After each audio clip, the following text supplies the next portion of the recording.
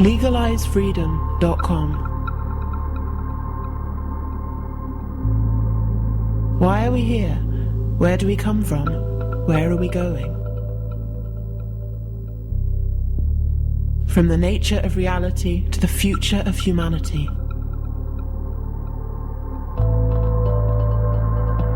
Beyond politics, poverty and war. LegalizeFreedom.com.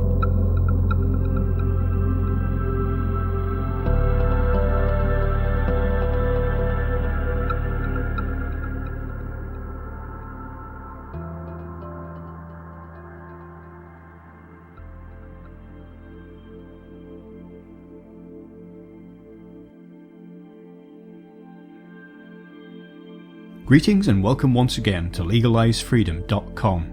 I'm your host Greg Moffat, and my guest today is Nick Duffell, who joins us to discuss his book Trauma, Abandonment and Privilege, a guide to therapeutic work with boarding school survivors.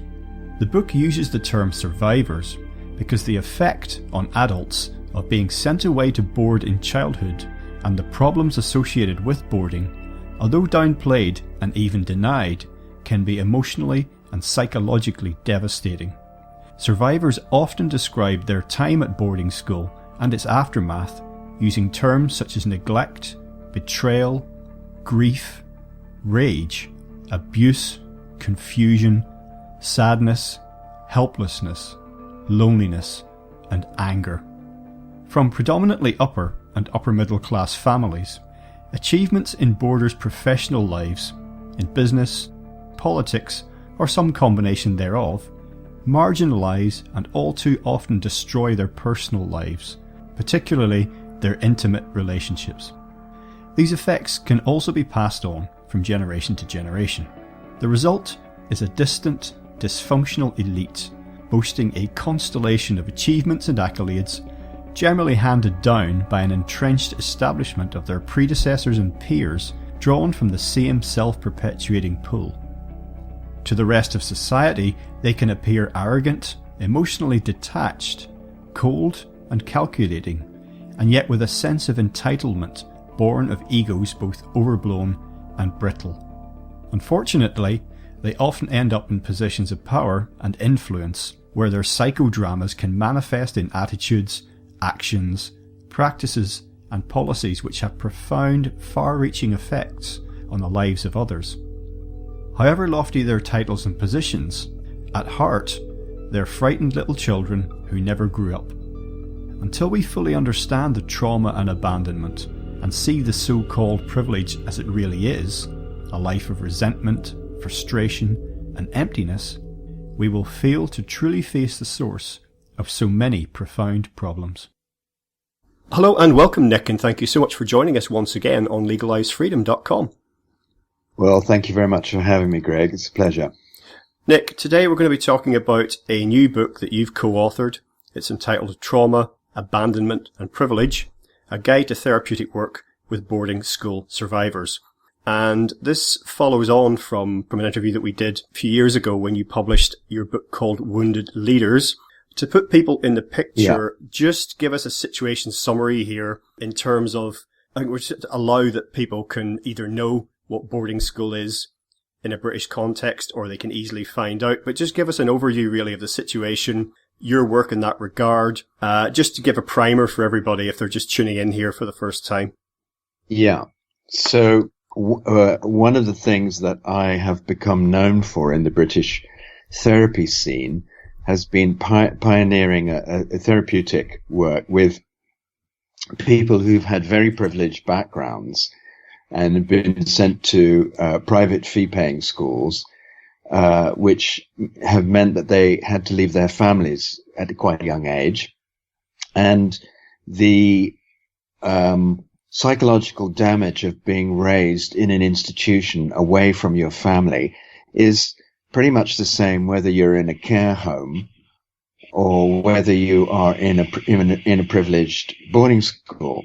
But in Britain, the privilege has so much sort of outweighed the way we look at these things, because since the 19th century, we've been turning out mostly men, but also some women, on this sort of what I call the golden path into Oxbridge and into positions of power, by giving them this privileged education, from which they have to survive by cutting off their feelings and all sense of vulnerability and creating a kind of a confident outer shell. And I've been arguing for the last 30 years in Britain that actually it's counterproductive. It's bad for the individuals. It actually gives us bad leadership, and it's a national disgrace that we should be doing something about. So for many people, when they read, what boarding school is about, you've given us a basic description there. If they read into some more detail into this, the question that comes up immediately, particularly for those of us who have never had anything to do with boarding education, why on earth boarding? How was this conceived? Because it seems to be so counterintuitive on so many levels. But in your previous work, and again in the new book, you do set out what was the thinking was behind this, and it was quite narrow and focused thinking with a particular purpose. And it was never intended, certainly, I don't think initially, to be ruled out on a wider basis. Well, if you go back to the history of it, there's for a long time in Britain, the sons of the gentry were farmed out to become squires, or to go into monasteries for the younger sons, or to be raised with other nobles. So that's right back since the Middle Ages, in fact. And it's been a particularly British tradition. But what happened in the 19th century is that the education of the aristocracy began to become more available to the middle classes. And the reason for that is that as the British Empire was growing, they needed a class of very loyal administrators who would be more attached to the notion of being an English gentleman and to the British Empire than they were to their families or to their inner lives. And the schools were really refined in the post-industrial period, so they actually were quite industrial schools in that they invented a process which was relatively successful that turned out pretty standard fare, pretty standard types. And a lot of people who've been through that in modern times say one of the big problems, it's like a sausage machine. We're not treated as individuals, and you're kind of churned out the other end into a life for which you're completely unfitted, because the sort of what I call hyper-rational education suits you for being in other institutions like the army, the bar, or the city, as it was. But it's absolutely hopeless for family life. And it's hopeless for intimate relationships. It's hopeless to be a father or a husband following that training. It's actually the worst possible training. But you do still talk the talk, have the right posh voice, go to the right universities, and can get on very well in the peculiar British institutions, which, if you talk to many people, you say that the House of Commons is kind of like a public school or like a gentleman's club, and we sort of have formed our institutions on these sort of late Victorian models, and we haven't really changed them. So one of the reasons we're so behind our European neighbours, and actually we think we should be out there leading them or dominating them rather than joining them.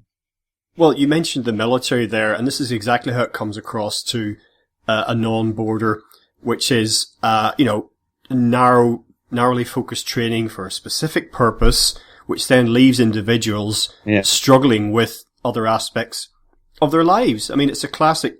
A lot of people who are not familiar with boarding will think of people who came back from the Great War, the Second World War, Vietnam, and everything in between, from Iraq 1, Iraq 2. And we're making these people all the time, the people who go out there and become traumatized. Yeah.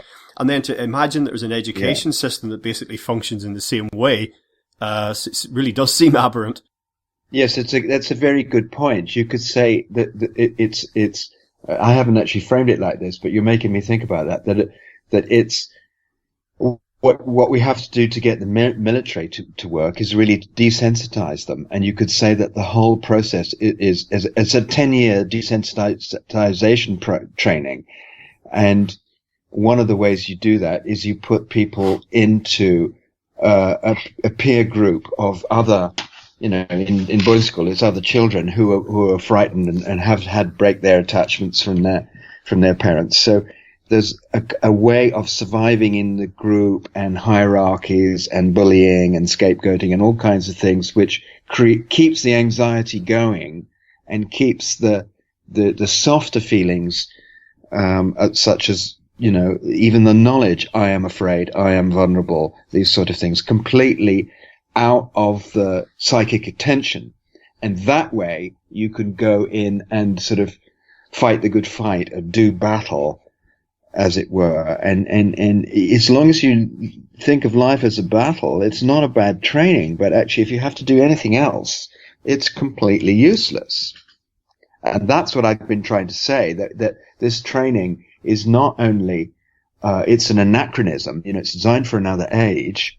It's also tends to reinforce the strict divisions in British society of the sort of officer class and the rest. And that's really a problem in our society. Well, we touched upon, and will again, in this chat, but our previous chat talked about our political class and their origins in terms of education, and upbringing and what have you. Yeah. It's sort of interesting sort of patchwork of things happening now, because I just pulled it into my head a sort of half dozen of popular figures. I say popular as in, in terms of the media coverage, not as in people liking them, but figures from the politics of today. And you have someone like David Cameron, former UK Prime Minister, George Osborne, former UK Chancellor of the Exchequer, with very much the sort of backgrounds that we're talking about here.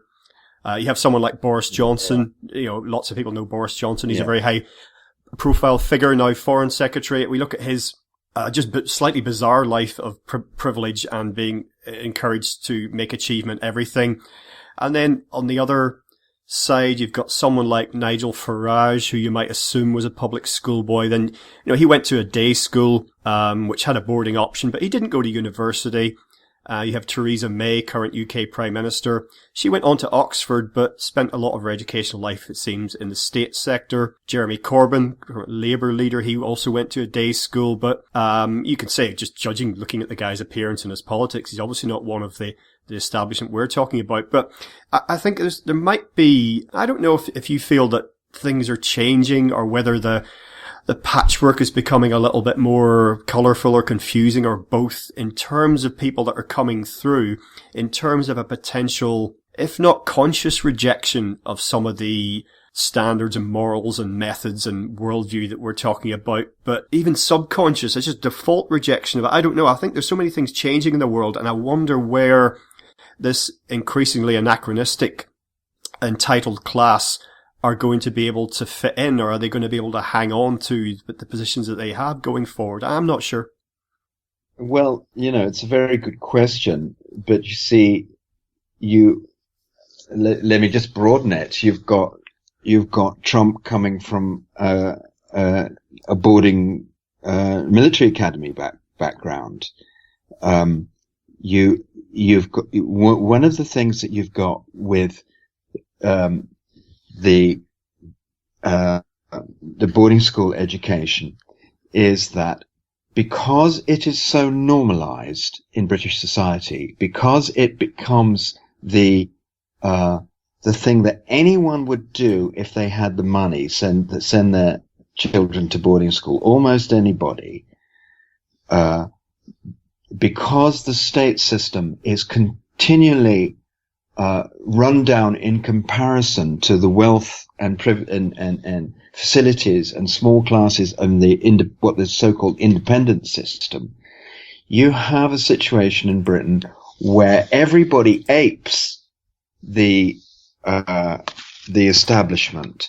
So you have a top-down situation in Britain. It's not a social democracy. It's not bottom-up. So the top-down thing means that people can aspire to present themselves as belonging to that class. For example, you look at someone like Michael Gove, who was an orphan and went to a good school, but he didn't have that stream, but he presents himself in terms of his cut-off inflexibility, for example, his ability to self-invent, which is a prime quality of, we see that in David Cameron, and we see that in Boris, we see that in Nigel Faraj, to invent himself for whatever purpose it seems to be fitting for the moment, and not rely on an authentic core of being, which is, I think, perhaps one of the reasons why Corbyn is so hated by everybody, because he may be an old-fashioned socialist, but he relies in interviews on his fairly authentic sense of self. And people say, well, he's not a very good leader, or he's not very charismatic, but he's not continually reinventing himself. So that's what you had with Cameron. So he has to reinvent himself all the time for his, he was caring Dave in the beginning, then he had to be the tough Dave for his right wing of his party and give us this absurd referendum, and could not really make friends in Europe because actually people couldn't feel any proper relational quality in him. Now these are very subtle things, but actually, if you have a character who is very, very anxious on the inside and is not aware of that anxiety, they're going to present themselves in a rather brittle, confident but brittle way, in the way that Boris does. If you have to survive a situation in childhood where you have to cut off from your feelings, you have to disown your parents and become a pseudo-adult very, very fast, you learn to dissociate, you learn a kind of duplicity, and you learn to put on a mask. At school, you become the happy child who no one notices how unhappy you are, and when you become an adult, you can, in a way, become whoever you want. So you're very good at self-invention. One of the reasons that boarding school survivors make excellent spies and excellent actors. Now, when you take these people into the political arena, they are running everything off their outside personality. Inside is a rather anxious core. So if you go into the core, if you break through the core, for example, if you see what happens when Boris gets flustered or where Cameron gets flustered, they actually become very, very aggressive or absurd in Boris's case. Whereas someone like Corbyn, who's not so good at playing the charismatic leader, to obviously to the Labour Party's cost, but he doesn't fragment under difficult interview conditions, for example. He just stays himself, whereas you're continually getting this sort of inauthentic veneer, and the Europeans don't like it because they do their business in a different way. They do it through friendship. I'm not saying they always tell the truth about things, but they do it through friendship and relationship in a way which is kind of unknown in Britain. So we stick out, and in that we have made a model for the ruling classes, and then you get people adopting it. I can see Theresa May adopting it, and she's got plenty of boarding school survivors in her cabinet. She's got the Home Secretary who does a similar thing to Cameron. She'll be whoever she wants to, whoever she's talking to. So it's this level of inauthenticity which I think is not good for us as a nation. And when we don't actually realize that behind it we have been educating for division, educating for the creation of wounded leaders, we are in a very difficult situation about knowing how to rebuild our public life, which is something we really have to do. Well, it's interesting what you mention about reinventing and self-inventing, because that sounds a lot to me like one of the traits of a psychopath. Is that a bridge too far?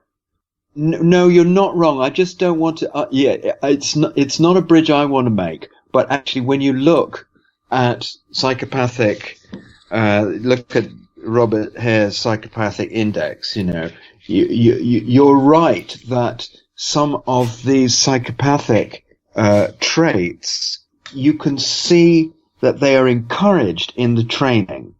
For example, if you don't have any time, for your own vulnerability, if you have to cut off from your own genuine feelings of vulnerability very fast as a child when you're left in an institution without your parents at a very young age, you are going to find people who haven't had to do that rather threatening, rather difficult.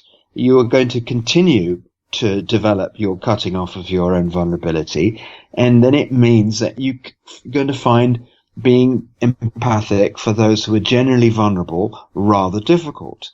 And all those kind of things mean that you are learning not to be empathic. So you are training yourself down a psychopathic route, if you like. And then you have a situation where, say, in the corporate world, psychopathic traits are seen as marks of leadership, competition and decisiveness and no time for feeling. So you see them actually reflected in the outside world. So it encourages that level of development. And what I'm saying is that my understanding of psychopathy is that they've not found an etiology. That means they've not found actually that causes it. Robert Hare's work it was the most important work, seems to say that it's a randomly occurring thing in 2, 3, 4% of the population. But the problem is that those people are generally in leadership positions, because a lot of the sort of factors of, or the ideal of corporate leadership in particular, is one where it's a get ahead, put yourself first, not have empathy for other, hyper competition. And so psychopaths do very well in those positions, but also in lots of other areas like, teaching and therapy even, they say. And what I'm saying is that actually that the breaking children's attachments and making them put on a happy survival face and getting them to achieve well at the cost of relationships, of feelings, of empathy is a way of training psychopathic qualities in. So I don't say that it makes psychopaths, but it trains those qualities. And in particular, the sort of where we came in on this, I think, is the sort of outward charming nature of the boarding school survivor, who is trained to be able to talk to everybody's maiden aunt very nicely. And it tends to be a superficial characteristic, and it's not one rooted in the sort of relational skills that someone like Obama had, or even John Major had. And it is therefore a very brittle quality. So I'm saying, no, I'm not saying they're all psychopaths, but actually we are training in psychopathic traits in this very expensive kind of education, and we just don't need to do that. It's not a good thing for the nation, nor for individuals. Well, it's interesting you're talking there about presenting different faces to different people in different situations depending on what's demanded at the time. It's one thing. It's one thing to be able to relate to a lot of different types of people and situations, but another to to sort of change your face, try and change yourself. Because personally, I find the easiest way by far to be able to deal with many and diverse and sometimes challenging situations is always to present your authentic self. It's so much less work, so much less stress, because you can then use that as a sort of a sounding board for a situation. That if something feels bad, then that's okay. Then that's what it is. That's, it's been reflected back, on as who you are, and you're reflecting back who you are. And if something feels good on the other side, then you get the same thing, because it's consistent. It's a bit like the old cliche, if you're constantly lying, you're constantly under stress because you're always trying to remember your lies. Whereas if you tell the truth, you can't get caught out because you're not going to forget what, that sort of thing. So it seems like just like a lot of hard work, but I suppose if that's the way that you've learned to to use the word that comes up all the time in your work, if that's how you've learned to survive. Yeah, but I just challenge you a bit there, Greg, because what you're talking about, I would imagine, is based on either a fair bit of inner work or having some kind of a faith. Now, the whole notion of inner work and inner life is very dangerous to the classic boarding school survivor, the complier type that I'm talking about, because the inner world has to be, the inner world in a way is the enemy when you've been trained to put your happy face on, put your best foot forward, and not think about your feelings, as you would have had to have been if you had a job defending the Northwest frontier in 1898, or ruling vast areas of Kenya with only half a dozen staff. You have been trained away from a notion of the inner life, away from a notion of the authentic self. So, but you're right, actually, that when we get back and recover our humanity and find our authentic self has been waiting for us all along, and we don't have to make up something, it's much less stress. And it goes exactly what I'm saying. I'm saying that wounded leaders, boarding school survivors, are under enormous stress all the time. That's why you see them cracking very, very fast under pressure. As when David Cameron, did that assault on Angela Eagle, the calm down dear thing, which is the incident that made me, inspired me to write the book Wounded Leaders, when I was realizing I couldn't any longer avoid the political ramifications of my clinical work. And what was interesting to me is that I think I spoke to you a couple of years ago, and since then we've had Brexit. And what happened after Brexit is that an article I had in The Guardian, which was promoting the book, suddenly after Brexit went viral. I had 200,000 shares on the Guardian Facebook page for this article. And I realized that people were looking around and they were looking for some explanation. Why have we got such dreadful leadership? What's going on? And they seized upon this. So I had my moment in the sun. I mean, it was quickly over, but... Well, it's interesting you mentioned that, actually, about people looking for this explanation, because this ties into what I was just saying, for example, about some of the, as a non-boarder, how some of these attitudes and behaviours that we've been talking about stick out like sore thumb. And to me, it's just like, what is wrong with these people? Whereas a lot of the attitudes and behaviour have become normalised to the extent that they are, as you described, trickling down. And it's not only a lot of people aspiring for themselves or for their children to have these sorts of so-called privileges, be part of this system and this elite, but just in general, even people who may never aspire or hope or think that they could ever be part of anything like that, to just accept that those attitudes and behaviour as normalised, as is like, oh, okay, well, clearly it's us, we're over-emotional, we're soft, we're not rational enough, because we're feeling That's something right. here, etc., that we shouldn't be feeling. That's right, Greg. That's absolutely right. And it's very interesting you use that word, because when I, Wounded Leaders came out in 2014, obviously I was writing it the year before and the year before that. And one of the things I was trying to do is to introduce the notion of normalization, because it's a defense mechanism which it hasn't much been used as, in common parlance or even in psychotherapy parlance. But now, in the last 6 months, what I've noticed is everybody's talking about normalization as they've seen, as we've all been kind of shocked really in the politics of the last few months.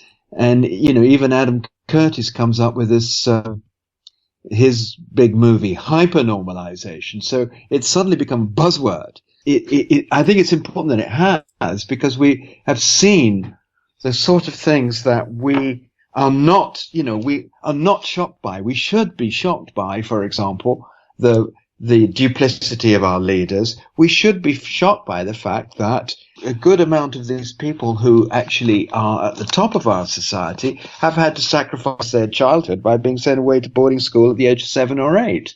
it shouldn't be a price that we think is worth paying. So I think that when we sort of come out of this trance, which in Wounded Leaders I call the entitlement illusion, we find it very shocking, and we see actually how much it, this top-down society involves all of us. So we've all been caught up in this, right down to the bottom, right down to our attitudes to the unions and things like this. It's all where everyone has been aspiring to have this kind of hyper rational life, and actually it's not good for us. Well, you mentioned Michael Gove earlier, and he's an interesting case on a couple of fronts, because I, like a lot of people, had assumed that he was a product of public boarding school system. Yeah, he's very good at it. Yeah, for obvious reasons. And also his wife, Sarah Vine, a journalist. And when I saw them together, it was kind of like, yeah, they've both gone through this system, haven't they? When I saw the degree of emotional detachment, and then when I found out about their private lives, or what was reported about their private lives, about them sleeping in separate rooms, which is fine. People should do whatever they want if they're domestic arrangements. But she then went on record as saying this was the secret to a happy marriage. And I just thought, well, look, okay, again, horses for courses, but I don't think that's actually the secret of a happy marriage across the board. I really don't think it is. There's something that doesn't fit with that picture for me, and I would like to venture for most people, because we have this tendency these days, and I'm not wanting to sound un-PC or anything, but to kind of not, I don't know, if something feels wrong, and again, each to their own, people really should do what they want if they're not hurting anyone else, but there'd be a tendency there to just go, okay, well, if she says it's a secret to a happy marriage, who are we to criticize? Who are we to say, well, actually, my grandparents slept in the same bed in the same bedroom, and my parents slept in the same bed in the same bedroom, and actually what's wrong with that sort of thing? But it's very much a case of like, I don't know, there's a fine line here between just accepting people as they are with their foibles and their private lives and how they want to live them, and just raising an eyebrow, or just, I don't know, having your attention drawn to something that you feel is actually negative. I'm not now talking about Gove and Vine's domestic arrangements, but in the more serious political sphere, your attention being drawn to something that you really feel is having a negative impact, but we can't really say that because it's kind of like, oh, well, it's just seen as, how can I put it, beyond the pale now in a strange way. And I suppose this overlaps with what we were saying about normalization. Let me get a little just lower, just underneath what you're saying, because I'm not interested in their bedroom arrangements really. But I think what you're going for, what highlights here, is that in this mindset, the wounded leader mindset, the hyper-rational boarding school survivor mindset, there's been a vast undervaluation of things like intimacy, warmth, family life, relationship, feeling, emotion, touch. You've got to remember, a boarding school surviving child is not touched for 10 years, except in a negative way. That has its impact. So that these make the mark on our society. And in my first book, The Making of Them, one of the things I was saying that actually we've created a kind of national character ideal, and that someone like Gove, who is very skilled in the self-reinvention, because like you, I thought he was from that class too, will take on all the characteristics of that, which means the disowning of all the soft skills, as it were. And, it becomes a kind of seamless picture of what we've come to value in our leaders. And it's very sad, really, because actually the level of sort of role modeling is very poor, because what we all have to deal with, what we all are involved in, we're involved in a web of relationships, we're involved in webs of family, we're involved in intimate relationships in different roles as mothers, daughters, sons, husbands, fathers, blah, blah, blah. And actually it's that makes the fabric of life. It's not simply what we're able to achieve, what positions of power we're able to hold, and how we're able to sort of browbeat the competition. These things are incredibly important. So they go to the heart of where a whole society is really in a perilous state at the moment. And we could be modeling something completely different rather than modeling some kind of Victorian repression. And that's what's very sad. And the world looks to Britain, they look to us, they look to our sort of our national character, and some people envy it. There's still the boarding schools now are patronized by Russian and Chinese money people who actually want their children to become little British gentlemen. And they have no interest or no awareness of actually what the psychological ramifications are. So it's terribly sad. Yeah, and you get I was reading some boarding school websites, and they completely play to what they see as the positive aspects of this. And of course, with a shifting economic balance happening around the world, and as you say, people being recruited from other countries, potential graduates, then it's, they're just tailoring it to their new audience. But it's very much a bit like someone who comes from America to visit Buckingham Palace and have a cream tea and, all the rest of it. They have this idea in their head of what it is, which may or may not line up with the reality, but it's, that high functioning is and achieving is seen as successful. That thing that you refer to in your book, sort of the busyness and all the things that you mentioned, the sort of warmth and the touch and the family and these things that actually, when it comes down to it, are all we really have, and the things that the underpinning of life are seen as kind of like a luxury. These each in their place. And I suppose that's partly where the boarding idea comes from. Oh yes, we love our kids, but we're sending them to boarding school, or we've got a nanny, whatever it happens to be, because of course we love them, but it's just not top priority. It's number 6 on the list or whatever.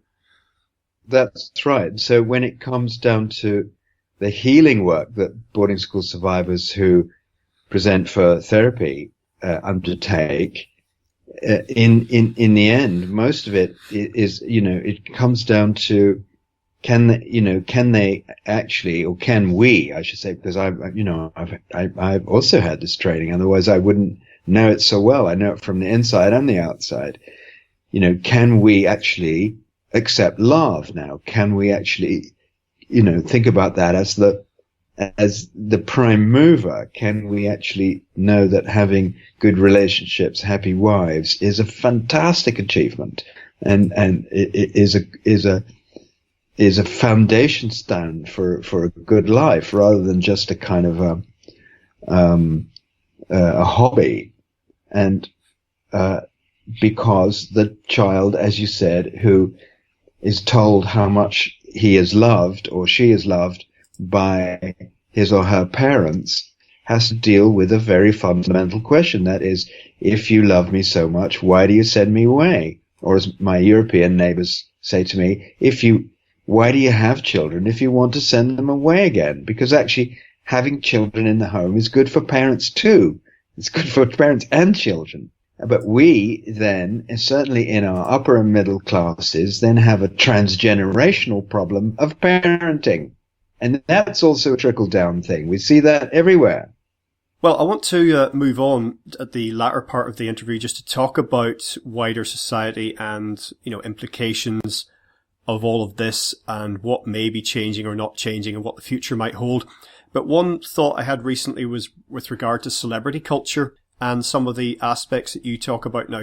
Celebrities they can be movie stars, pop stars, whatever it happens to be, people who are famous just for being famous. Probably the majority of them didn't go to boarding school or public school, but I just noticed some things in terms of our culture, our collective culture here, and that the celebrity need for attention reminded me a little bit of a sort of a fear of abandonment type aspect. And then I thought about some of the types of boarding school survivor that you talk about, and I thought about the rebel when I was thinking about the children of celebrities going off the rails, which is a common story. And so I don't know if you've ever considered aspects of wider culture and common traits here, particularly if some of these traits manifesting are not the result of boarding or public school education, just how much there is, if we were sort of drawing a Venn diagram here with different attitudes and behaviours, and where we would place different types of people in all of that. The connecting feature, Greg, that you're talking about is that certainly the last 30, 40 years, we've been sort of prioritizing something that psychotherapists and developmental psychologists would call quite immature personality traits.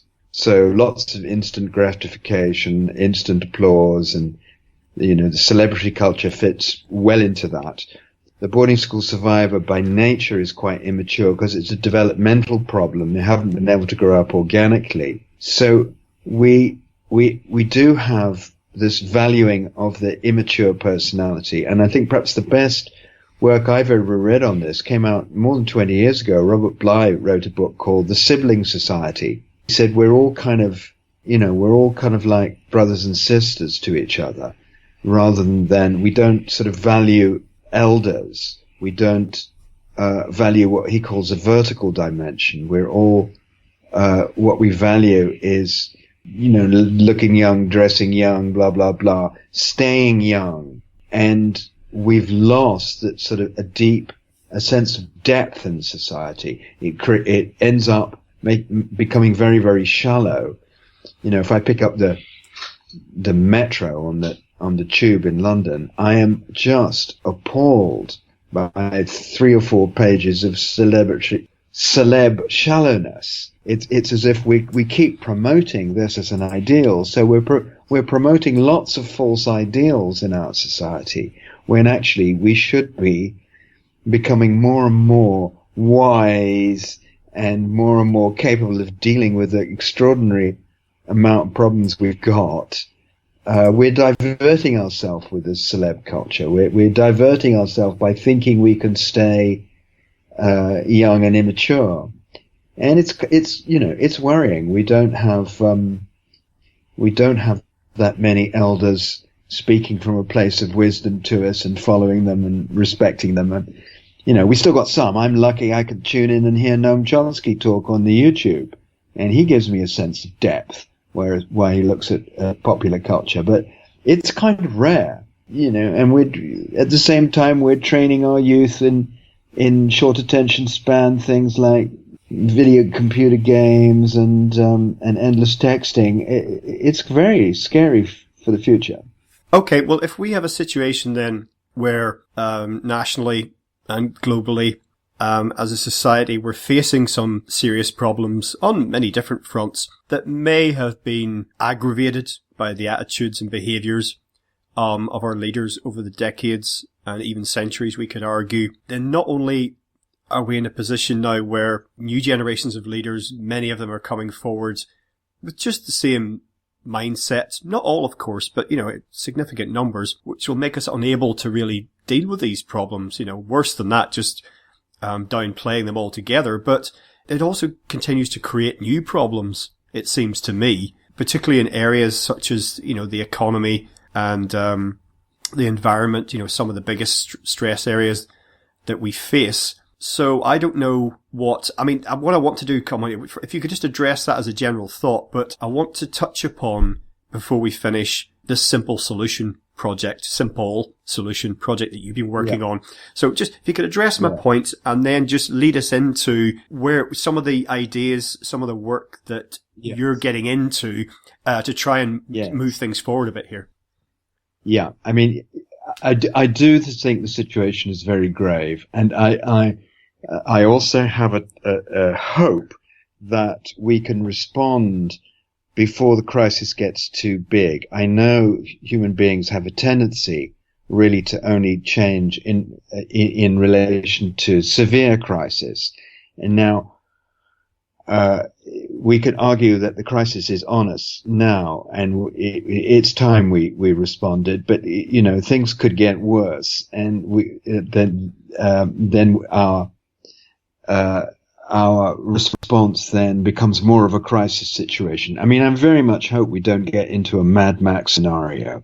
So one of the things I'm interested in is I'm trying to develop the move that I made with Wounded Leaders around using the insights from psychology, from psychotherapy, from depth psychology, and trying to integrate them more into the world of current affairs and politics, because I think that we need the knowledge of psychology, and until now, psychotherapists have kept it in their consulting room, and, the news anchors ought to be much more better trained at psychological knowledge, so they can recognize someone who's stirring up the politics of fear and blame and actually denounce them and say, no, I'm not having that, or please talk differently, or something like this. So that psychology and politics need to come much closer together. And so this is my efforts are devoted to this. So I'm going around the place speaking at conferences and things like that. I've just come back from a conference we did in Athens where I gave a paper called Steps Towards a Psychology of Heart was one of the things. But the other thing that happened to me is I was approached by this man, John Bunsell, who has got a political activism organization called Simpol. And he wanted me to get together with him and to add some of my psychology into a book he was planning, where we look at what would it mean, what would it take for the world to actually start to try to solve global problems through cooperation rather than being busy with competition all the time or endlessly busy with international competitiveness, because whilst we're busy with that, there's no nation can really afford to get involved with climate change, to make the steps necessary. We know we had a bit of an agreement in Paris, but everything was voluntary. No, we cannot afford to make binding regulations yet. And in order to do that, we have to do another level of cooperation. So what we're looking at in this book that we've written is coming out in February or March from Peter Owen Publishers, is to say that we have to learn to cooperate, and we have to think of our world as a step beyond the national sovereignty we've been used to. This is why the Brexit and the Trump protectionism I see as a bit of a counter reaction going back in the other direction, because it's clear when you really look at it, we have to operate from a world-centric position, from the money is global, the problems are global, now the movement of labor is global, we have to respond at a global level. Nations can't do it on their own. So Simpol has got it's called Simpol because it's simultaneous policy. It has worked out how to deal with some of the decision-making process that's necessary so that nations can cooperate at a world-centric level. And I've been basically writing about the resistance, why it's hard for us to identify at that level, and why we're in denial, and what we need to go through to actually get out of the denial.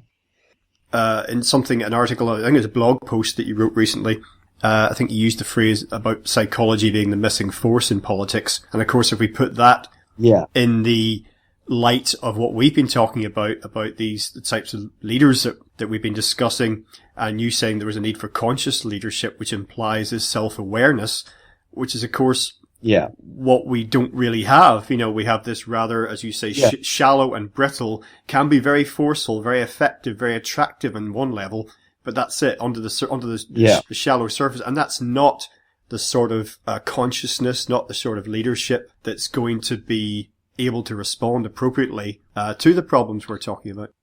No, that's right. And where it comes back to what you said earlier, Greg, is that in order to be able to respond, you have to be grounded in an authentic self. You have to be not projecting an image of yourself that you want people to accept, to like, or to feel dominated by, or something like that. You have to be able to respond, because we have to work together. We have to take in, when we're tackling global problems, for example, we have to take in the interests of all nations, all peoples on the world. And we can actually have an identity as world citizens. It's not that difficult. I mean, I've already got an identity as a European, and that's to do with my background, because I lived in Europe a lot, and I have Danish wife and my son lives in Sweden, blah, blah, blah. It's not that difficult, and it's an enriching thing. It's not an impoverishing thing. So when when you've got your half of your nation saying, "Oh, we need to become great again. We need to take back our sovereignty," it's like pedaling backwards, because actually sovereignty doesn't exist at the same level that it used to, because the money and the corporations and the banks are all happening at a global level. And the people, who want to come into your country, it's not just happening in Britain and Europe. It's happening all over the Americas. It's happening even in China. People are moving into the south of China. There's a global movement of the global poor into the wealthier areas. It's a global phenomenon. We cannot deal with any of these things individually, just as we can't deal with climate change. It's no point one country putting in very strict regulations if their neighbors are not doing it. We all have to do it together. And that's why we have to be able to, and for example, we have to be able to have some stability around corporate tax. So you can't just go and set up in Luxembourg or have all your assets on the Cayman Islands. We have to have a lot more regulations in order to what I talk about when I think about this on a human level, because after all I'm a psychologist. We learn what is a mature property. It's in all organisms, which is self-regulation, and that is best done when we can self-regulate. Then we can cooperate as well. So self-regulation and cooperate are mature, evolved aspects of any kind of organism, whether it's a bee or a mollusk or a human being. And at the moment, we're kind of going in the opposite direction. We're resisting it badly. Well, just a two-part thought, really, in conclusion about the actual boarding system. It applies to some of the privileged classes more widely, but in particular to that very British one that we've been discussing. I think it's interesting now, and this has happened over the years, I suppose, at various times, but I think it's quite interesting now that you get a lot of politicians and business leaders and other people in elite positions downplaying a background of privilege and stressing, working class roots. And in recent times, I've heard a lot of sound bites from politicians, particularly here in the UK. Can't even remember who they were, but my father was a miner, or I went to a comprehensive, as once again, as if that in itself is inherently a good thing. The idea being that there's just an economic divide. I went to a comprehensive, my dad was a miner or my dad was a butcher or whatever. The fact that I'm a multimillionaire, it's just an economic divide. Don't worry about it. It just means I've got millions, and that, who knows, the millions may have been absolutely legitimately earned through hard work and industry and intelligence and innovation and all the rest of it. So I just think that's an interesting trend in itself. People are not anymore talking about, I went to Eton or whatever and trumpeting this stuff. Yet I'm wondering about, and I touched upon this earlier, and I know you somewhat addressed it, but economically, is boarding system or just some of those very elite institutions, whether of that particular nature or not, are they going to become increasingly unreachable? I don't know if the raw numbers of boarders is declining or increasing. Are there enough Chinese who want to come and board in England to make up the numbers? Is it just going to become more hyper elitist in future? As the global economic split tends to widen. I don't know what your thoughts are there. Well, the numbers are falling a bit, but it's rather steady. But they are worried. The Boarding Schools Association is worried because when I was up in Scotland in 2014, and we did a debate at the University of Edinburgh day after the referendum, unfortunately, and I was talking on the panel was the headmaster of Loreto, and I asked him, how much does it cost to send someone to your school? He said, the answer was 34,000 a year. Now, and I said, blimey, that's about, on a really good year, that's what I've earned. I've done, I feel I've done really well if I've earned that sort of money, before tax. And and the idea that you could pay that, for one or two children means you have to be terribly wealthy now to send your children to such schools. And I know in the past it was always a lot of money, and some sort of families bankrupted themselves to send their kids to these places. But I think the Boarding Schools Association, they are now worried about it, because it could mean that it would be exclusively foreign wealthy people who can have access to these places. So they're worried about it. At the same time, as you say, there is a trend in British society to be a bit embarrassed about eliteness. So one of the other things that the schools are doing are considering with the government, widening their assisted places scheme so that they seem like they're more democratic or more attractive or more socially conscious. And they do some deal with the government where they take underprivileged kids in, and it's kind of a cosmetic thing, it seems to me, and a marketing device. But yeah, they do have these kind of problems. And at the same time, the other thing we've got going on, there's a kind of willful blindness about that. And you think you can see it more easily in the States than you can here, where you can have Trump presenting himself as someone who is anti-elite, and yet is a billionaire, and is voted in by people who are, suffering the loss of their jobs and economic hardship and things, and feel that it's a kick against the elites. So we do have this kind of anti-elite thing going, but we're not looking at it in a sensible way at the moment. It's just, it's not really happening. We're not saying to ourselves, hang on a minute, do we want this kind of divided private education system? Is it good for us as a whole? We're not having that debate, and it's very difficult to have that debate in Britain, I'm afraid. Okay, well, Nick, just mention to listeners that if they want to do some research of their own, some background watching, I'll put on this interview page links to the making of them, the documentary, which was made in 1994, I think broadcast in 1995. That was linked in our previous interview page. There's another couple of ones that my attention was drawn to through reading your material. There was one called Leaving Home at 8. That was another British documentary by the Cutting Edge team, I believe. And one I've never seen, A Very British Education, which apparently came out in 2013. Lots of good background for people there. Just in conclusion, we've been talking today about many subjects arising from your new book, Trauma, Abandonment and Privilege, a guide to therapeutic work with boarding school survivors, and which I say you co-authored, and also your previous work, Wounded Leaders. Is there anything you'd like to put out there in terms of resources for people? I know you've got the Wounded Leaders website and a blog. Yeah, if people are affected by the boarding school issue, go to boardingschoolsurvivors.co.uk. There you can find details of the workshops and some ideas about symptoms and other resources, and you can ask for a referral to a therapist if you want.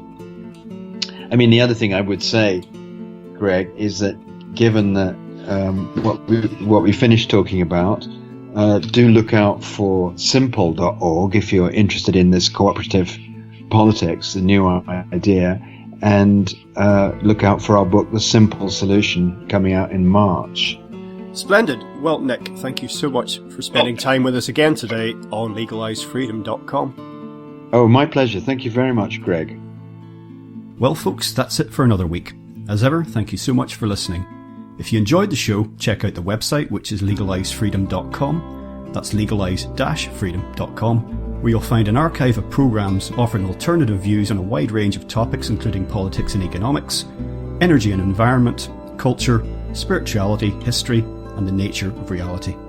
You can also browse and buy a range of publications from our guests, and if you're feeling generous, make a donation to help keep the site up and running. Whether you listen, donate, or do both, I greatly appreciate your support. Until next time, I'm Greg Moffat, and you've been listening to legalizefreedom.com.